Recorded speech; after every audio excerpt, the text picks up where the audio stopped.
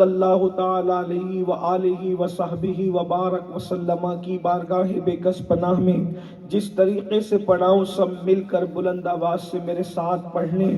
الصلاۃ والسلام علیک یا رسول اللہ۔ بہت بڑی محفل ہے، سب اگر عشق و مستی میں ڈوب کر درود و سلام پڑھیں تو ہزاروں درود و سلام ایک ساتھ بارگاہ رسالت مآب میں پیش ہو جائیں گے۔ الصلاۃ والسلام علیک یا رسول اللہ، الصلاۃ والسلام علیک یا نبی اللہ،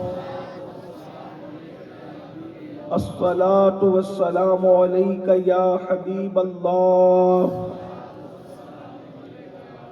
وعلى آلك وأصحابك يا نور الله،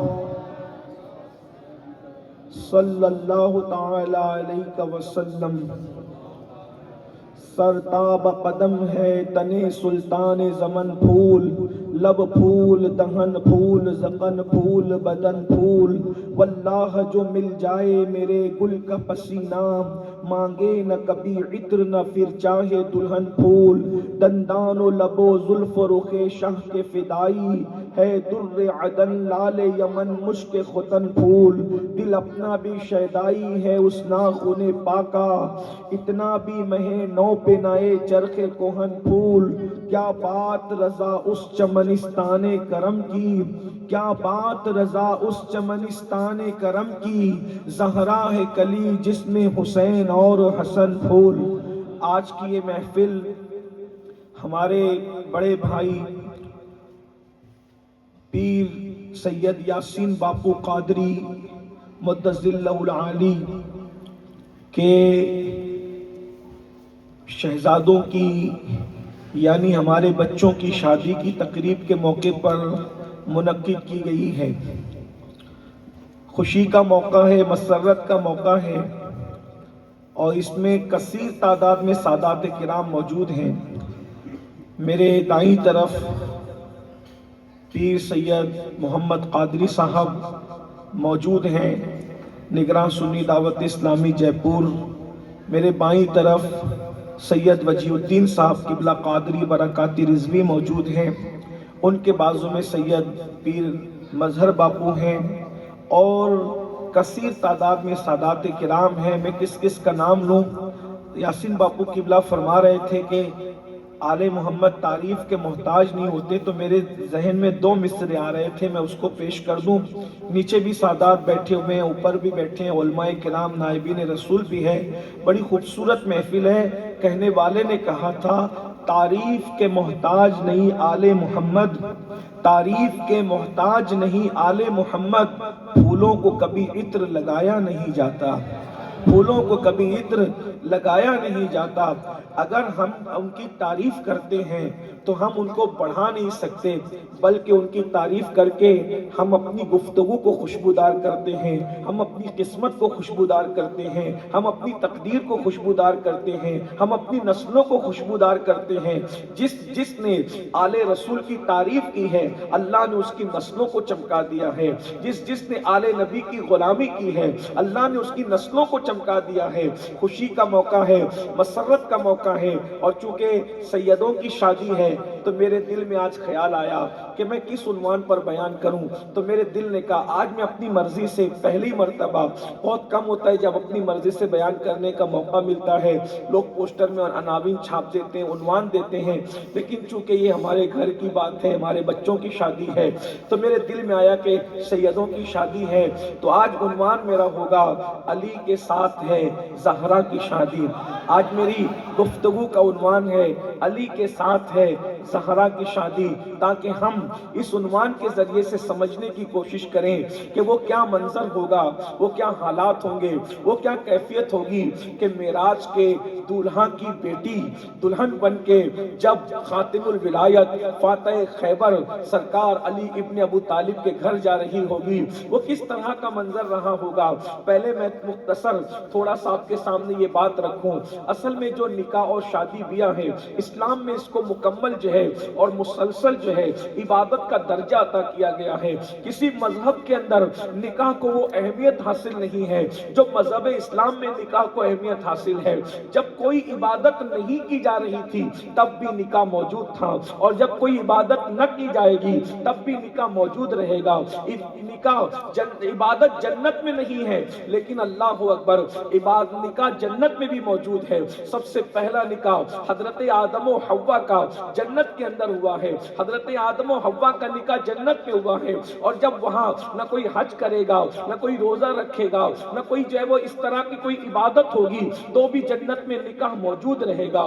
اور نکاح کا ثواب یہ ہے، اللہ کے رسول صلی اللہ علیہ وآلہ وسلم فرماتے ہیں کہ نکاح میری سنت ہے، جس نے نکاح کیا اس کا آدھا ایمان محفوظ ہو گیا، اور وہ آدھے ایمان کے بارے میں اللہ سے ڈرتا رہے۔ اور جو بندہ نکاح سے انکار کرے طاقت کے باوجود، قوت کے باوجود، آقا ارشاد فرماتے ہیں فلیس منا، وہ ہم میں سے نہیں ہے۔ میرے بھائیوں، اس لیے نکاح کی طرف رغبت کرو اور اپنے بچوں کی شادیاں جلدی کرو۔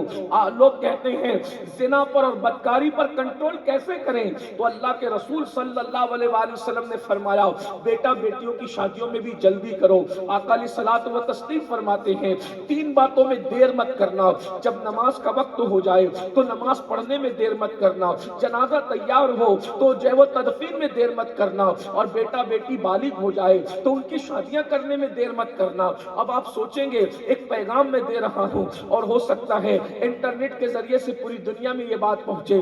آپ سوچتے ہوں گے اگر ہم نکاح میں جلدی کریں گے تو بچے پڑھیں گے کیسے، کیسے کیا ہوگا؟ تو ایک سنت کو زندہ کیجئے۔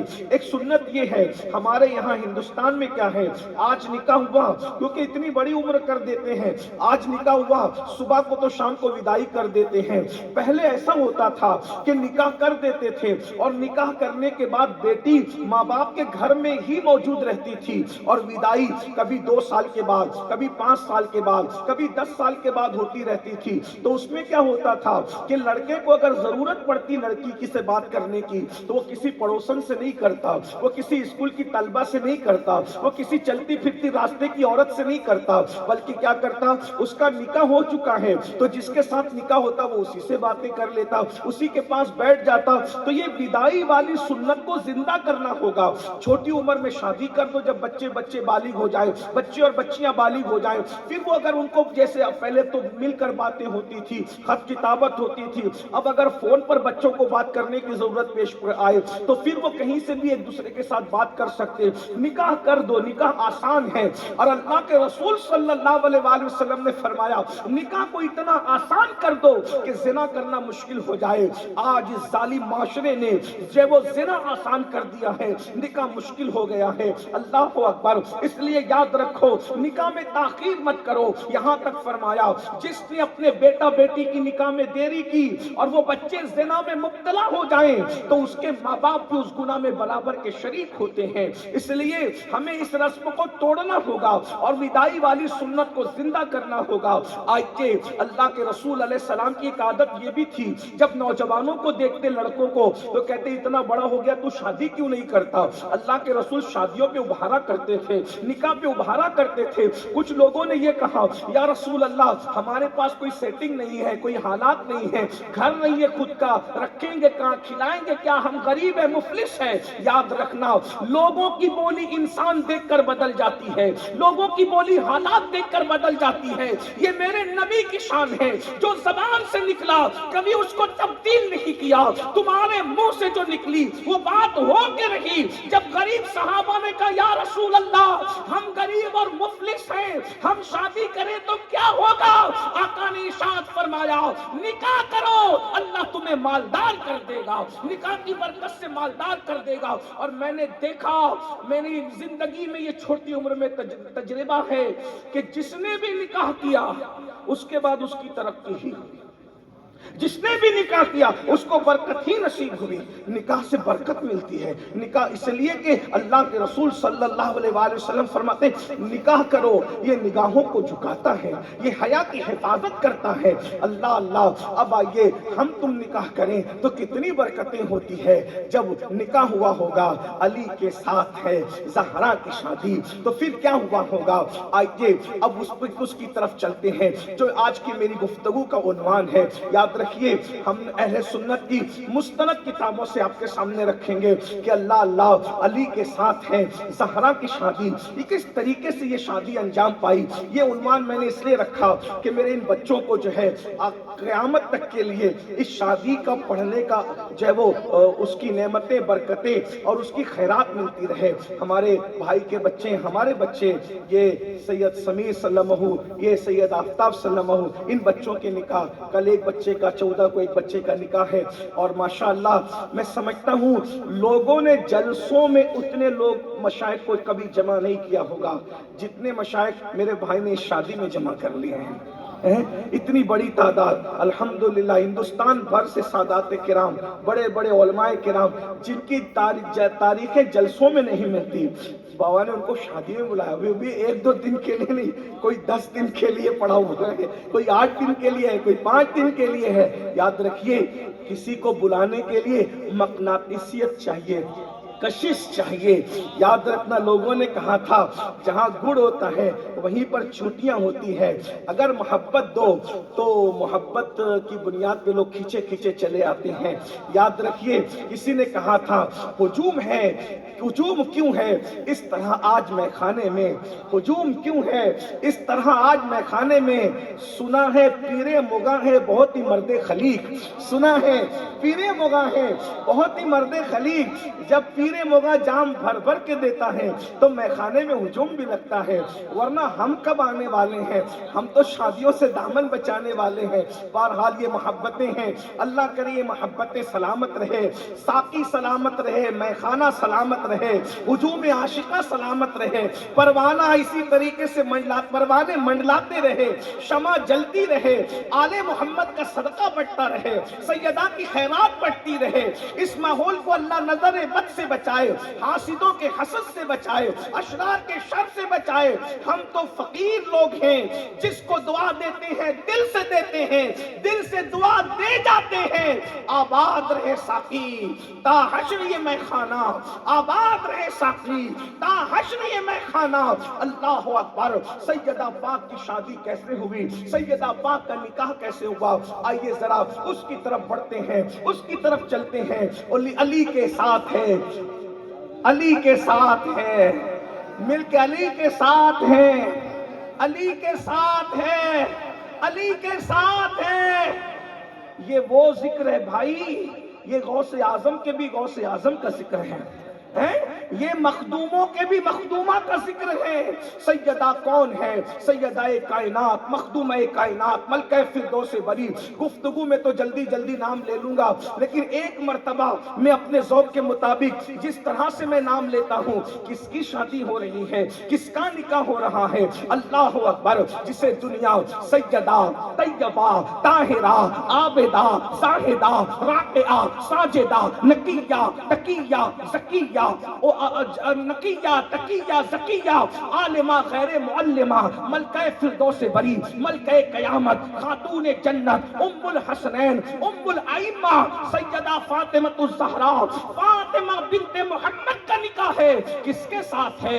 امام المشارق والمغارب، حلال مشکلات والنوائب، اخی رسول وزوج البتول، خاتم الولایت، فاتح خیبر، اخی مصطفیٰ، ابو الائمہ سیدنا علی ابن ابو طالب کرم اللہ تعالی وجہ الکریم کے ساتھ نکاح ہے. یہ جوڑا کیسا ہے؟ کہتے ہیں اللہ اللہ جیسے کو ویسا، جیسے کو ویسا والطیبین للطیبات، اللہ اکبر، پاکوں کے لیے پاکوں کا انتظام کیا جاتا ہے۔ اللہ اللہ، اب پہلے سیدہ کو سننے، پھر اس کے بعد شوہر کا انتخاب کیسا کیا گیا ہے۔ ایک بات تو یاد رکھیں میرے آقا صلی اللہ علیہ وآلہ وسلم کے دیوانوں، پہلی بات تو یہ ہے، اول تو چھت لگائی ہے بھائی جان نے، پھر اس کے بعد سردی جیسی ہے وہاں یہ لگ نہیں رہی ہے، اور ذکر شادی کا ہے، یہ کوئی پیجے کی محفل نہیں ہے، یہ کوئی چہلم کی محفل نہیں ہے، سیدہ کی شادی کا ذکر ہے، اور سنی ایسے خاموش بیٹھے رہے تو پھر چپ ہو جانا چاہیے۔ نعرے تکبیر، نعرے رسالت، نعرے حیدری، نعرے حیدری۔ کس جوڑے کی شادی ہے، کس جوڑے کی شادی ہے، پہلے اس کو محسوس کریں۔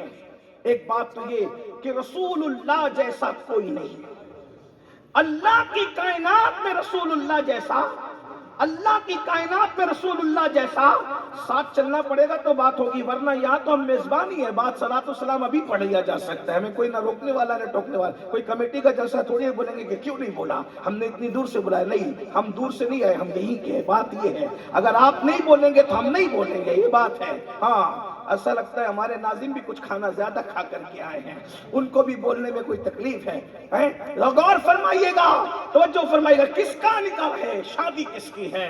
کائنات میں سب سے بہترین ہستی جو ہے، اللہ کی مخلوق میں جس سے بہتر کوئی نہیں ہے، اس ذات کو محمد الرسول اللہ کہا جاتا ہے۔ شان یہ ہے کہ خدا نے ان کو بنا کر کے وہ دکان ہی بڑھا دی کہ اب تجھ جیسا کسی کو نہیں بنائیں گے۔ آفا کہا گردی دام، بیرے بتا ورزی دام، بسیار خوبا دیدام، لیکن تو چیزیں دیگری۔ اللہ اکبر، مصطفیٰ جان رحمت ان جیسا کوئی نہیں، اور پھر مصطفیٰ جان رحمت کے گھر میں سب سے آخری بیٹی کی شکل میں جس کا ظہور ہوتا ہے، ہاں لوگ کہتے ہیں رابضیوں کی محفل بڑی گرما گرم ہوتی ہے، میں نے کہا وہ چنگی چور کیا سنے اور کیا بیان کریں گے۔ سنیوں کی محفل میں جو عشق مصطفیٰ کی گرماہٹ ہے، نہ وہ رابضیوں کے یہاں ہے نہ وہ ناصبیوں کے یہاں ہے، اس لیے کہ وہاں سیاست ہے، وہاں منافقت ہے، اور یہاں تو مذہبی مسلک ہے، مسلک ہی مسلک ہے، مذہبی مسلک۔ نعرے تکبیر، نعرے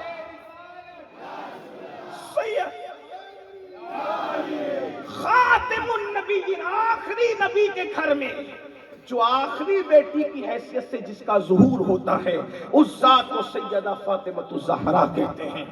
اور پھر ایک بات آپ کو بتاؤں، کائنات میں اللہ نے نبی کا مشابہ کسی کو نہیں بنایا، مکمل مشابہ کوئی نہیں ہوا، یوں تو ہلکی پھلکی شباہت کسی کو دی، جیسے حضرت عبداللہ ابن جعفر طیار کو ایک ہلکی سی شباہت تھی، مصعب ابن عمیر کو ایک ہلکی سی شباہت تھی، گہری سی شباہت جس کو حاصل تھی وہ امام حسن مجتبیٰ کو حاصل تھی، مگر نبی کا کوئی ثانی نہ ہو تو قدرت نے حسن کو بھی سر کے بالوں سے لے کر پیر کے ناخن تک مشابہ نہیں بنایا، یہ غیرت خدا بندی ہے۔ اگرچہ حسن تیرا بیٹا ہے مگر وہ بھی تیرے مکمل مشابہ نہیں ہوگا، اس کو سر سے سینے تک بناؤں گا، مشابہت کی خیرات بھی مل جائے گی اور تیری ناسانیت کو بھی محفوظ رکھا جائے گا۔ نعرے تکبیر، نعرے رسالت۔ حسن حسن ہے مگر نبی کے مشابہ نہیں ہے، مکمل سینے تک مشابہ ہے۔ پھر امام حسین کو بھی اس مشابہت سے حصہ دیا، امام حسن کو سر سے سینے تک بنایا اور امام حسین کو سینے سے پیر تک بنایا، ان کو بھی مکمل مشابہت نہیں دی۔ یاد رکھ، حالانکہ شباہت کا ہلکا سا عکس امام حسین کی صورت میں بھی تھا، ایسا نہیں کہ وہ بالکل الگ تھے، نہ، بخاری کی روایت پڑھنے دونوں میں شباہت تھی لیکن مکمل نہیں تھی۔ یہ بات میں بہت شرح صدر کے ساتھ کہہ رہا ہوں، اس لیے کہ مکمل جو نہیں تھی وہ غیرت خدا بندی ہے۔ میرا یار کسی کی طرح ہے، میرا یار کسی کی طرح نہیں اور کوئی میرے یار کی طرح نہیں. لیکن اب سن لیجئے, کائنات میں حسن یوسف بڑا مشہور ہے, مگر حسن یوسف بھی حیرت کی نظر سے جس حسن کو تکتا ہے اسے حسن مصطفیٰ کہتے ہیں.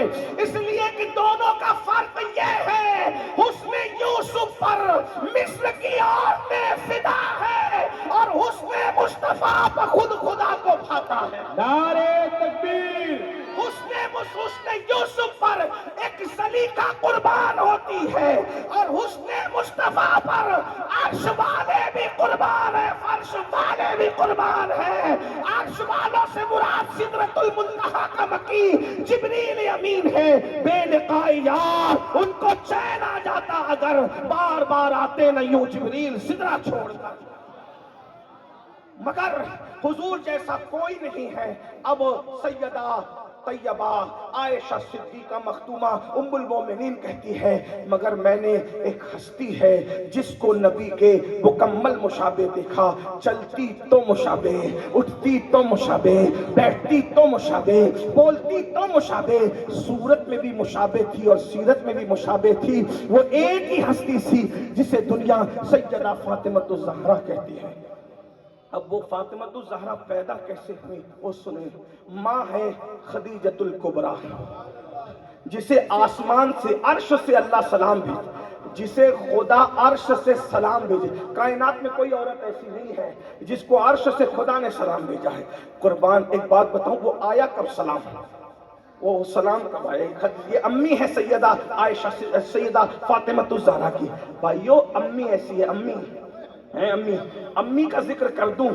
آخری نبی کے نکاح میں پہلی بیوی بن کر آنے والی کو خدیجۃ الکبریٰ کہتے ہیں. آخری نبی کے نکاح میں پہلی ام المومنین بن کر آنے والی کو خدیجۃ الکبریٰ کہتے ہیں. ایک بات بتاؤں, جب گنڈا گردی عام تھی مکے میں اور عورتیں 8 مردوں سے بدکاریاں کرتی تھی, اس زمانے میں سیدہ فاطمہ کی امی کو پورا مکہ طیبہ اور طاہرہ کے لقب سے یاد کرتا تھا. ابا کو سعدی کو امین کہتا تھا اور اماں کو طیبہ اور طاہرہ کہتا تھا. غور کریں نا ذرا اسے خدیجۃ الکبریٰ. ایک مرتبہ رسول اللہ کے لیے سالن کا پیالہ لے کر کے آ رہی ہے, توجہ کرنا, یہ عرش سے سلام کب آیا ہے سیدہ خدیجہ کے لیے, اللہ اکبر, میرے آقا کے لیے سالن کا کٹورا لے کر کے آ رہی ہے. چلتے چلتے اچانک پیر پھسل گئے. غور کیجئے, سلام آیا کب, آپ کو میں سمجھانا چاہتا ہوں, توجہ میری طرف رکھیں. پیر پھسل گیا تو شرم اور حیا سے سر جھک گیا, میرا پیر پھسل گیا. شریف لوگوں کا پیر پھسل جائے تو ان کو اپنے اندر تھوڑی سی ذلت لگتی ہے کہ یہ کیا ہو گیا. بلکہ شریف لوگ پہلے سائیکل چلاتے تھے تو سائیکل چلاتے چلاتے سائیکل کی چین اتر جاتی تھی تو بھی ان کو شرمندگی ہوتی تھی. ابھی بھی شریف لوگ اگر بائک چلاتے ہیں اور اچانک پیٹرول جو ہے وہ ختم ہو جاتا ہے تو ان کو شرم آتی ہے کہ میری گاڑی کا پیٹرول کیسے ختم ہو گیا. ایسا ہوتا ہے نا. شریف لوگوں کی طبیعت بہت حساس ہوتی ہے, جو بدمعاش ہوتے ہیں ان کا کوئی مسئلہ ہی نہیں ہے. تو سیدہ خدیجہ کی شرافت پہ قربان, ذرا غور کریں. حضرت خدیجہ کی منقبت میں کیا پڑھوں یار, اللہ اکبر. بس ایک جملہ سن لیں, ماں خدیجۃ الکبریٰ خوش ہو جائے, خیرات مل جائے, جنت المالا کی خیرات اس طرف مل جائے. اللہ اکبر. ساری کائنات کی مخدومہ کو, ساری کائنات کی مخدومہ کو فاطمہ الزہرا کہا جاتا ہے اور مخدومہ کائنات کی مخدومہ کو خدیجۃ الکبریٰ. نعرہ تکبیر, نعرہ رسالت. جو مخدومہ کائنات کی بھی مخدومہ ہے اسے خدیجۃ الکبریٰ کہا جاتا ہے. حسنین کے سر فاطمہ الزہرا کے قدموں میں ہے اور فاطمہ جس کے قدموں میں سر رکھ دے اسے سیدہ خدیجۃ الکبریٰ کہا جاتا ہے.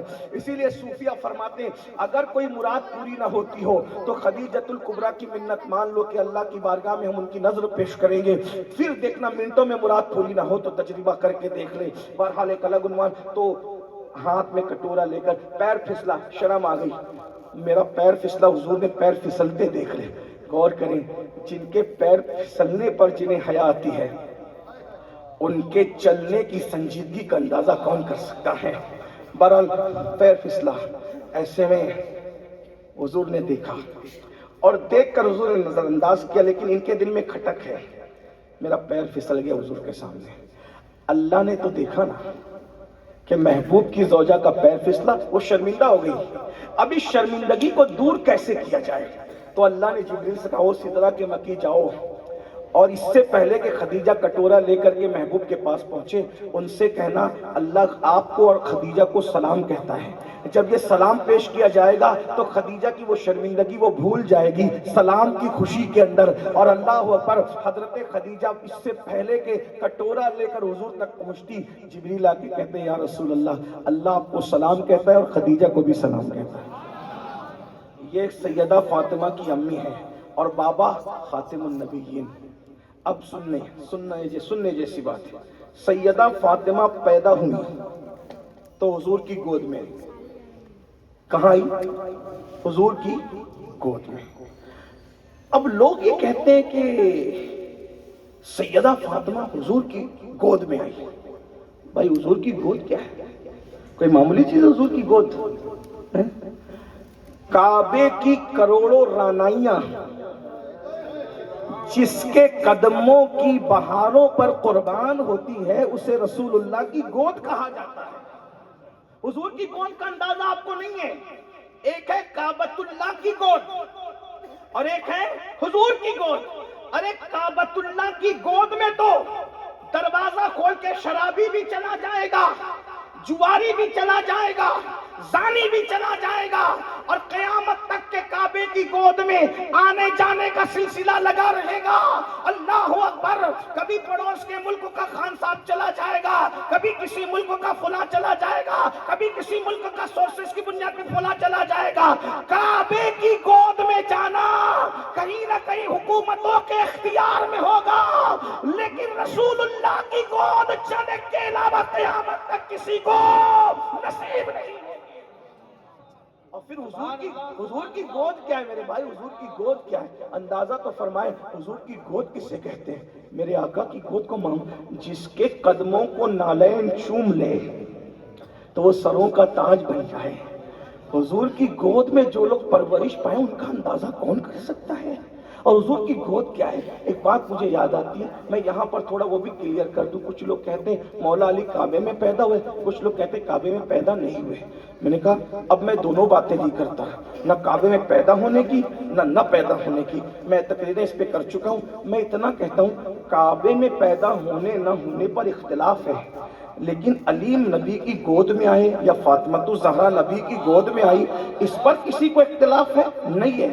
اس پر تو جو غیر مسلموں نے سیرت لکھی نا حضور کی ان کو بھی اختلاف نہیں ہے. نبی کی گود میں علی بھی ہے، نبی کی گود میں سیدہ فاطمہ بھی ہے. تب یہ فاطمہ وہ مولا علی نبی کی گود میں ہے تو اب کعبے سے اس کا تقابل کیا ہے؟ میں ایک بات کہہ دوں میرے بھائی، نبی کے قدموں سے جو مٹی مس ہو جاتی ہے وہ دیوبندی بھی لکھ رہے ہیں اور سنی بھی لکھ رہے ہیں. کیا لکھ رہے ہیں پتہ ہے؟ جو مٹی نبی کے جسم سے مس ہے وہ کعبے سے افضل ہے، وہ عرش سے افضل ہے، وہ کائنات کی ہر چیز سے افضل ہے. مٹی جسم سے لگ جائے تو وہ کعبے اور جنت سے افضل ہو جاتی ہے، کعبے اور عرش سے افضل ہو جاتی ہے. جن کو نبی اپنے کلیجے کا ٹکڑا فرمائیں ان کے مقام اور مرتبے کا اندازہ کون کر سکتا ہے؟ نبی جن کو گود میں اٹھائیں ان کے مقام کا اندازہ کون کر سکتا ہے؟ چلے اگر کعبے ہی کو سمجھنا ہے تو بریلی کے قلندر سے سمجھ لیتے ہیں. کعبہ کیا ہے؟ تو کہتے ہیں میرے امام کہتے ہیں، مجھے بہت اشعار یاد نہیں ہے، یہ نعت خواں لوگ سب معین بیٹھے ہیں، ذیشان بیٹھے ہیں سب، اگر میں شعر میں کہیں آگے پیچھے ہو جاؤں تو مجھے اشارہ کر دینا، میں آپ کے سامنے پڑھتا ہوں. امام احمد رضا کا شعر پڑھتا ہوں. کہتے ہیں کعبہ دلہن ہے. کیا ہے؟ کعبہ دلہن ہے. لوگ دیکھنے کس کو آتے ہیں؟ دلہن کو آتے ہیں نا. تو یہ دلہن کی طرح جو کعبہ سجا ہوا ہے کس کی وجہ سے؟ کس کی وجہ سے؟ کہتے ہیں کعبہ دلہن ہے مگر تربت اطہر نہیں دلہن. وہ دلہن ہے اور نبی کا جو مزار ہے وہ نئی دلہن ہے. یعنی دو دلہنیں ہیں، دلہنیں دو ہیں. کعبہ دلہن ہے تو تربت اطہر نہیں دلہن. یہ رشک آفتاب و غیرت قمر کی ہے. نعرہ نعرے تکبیر.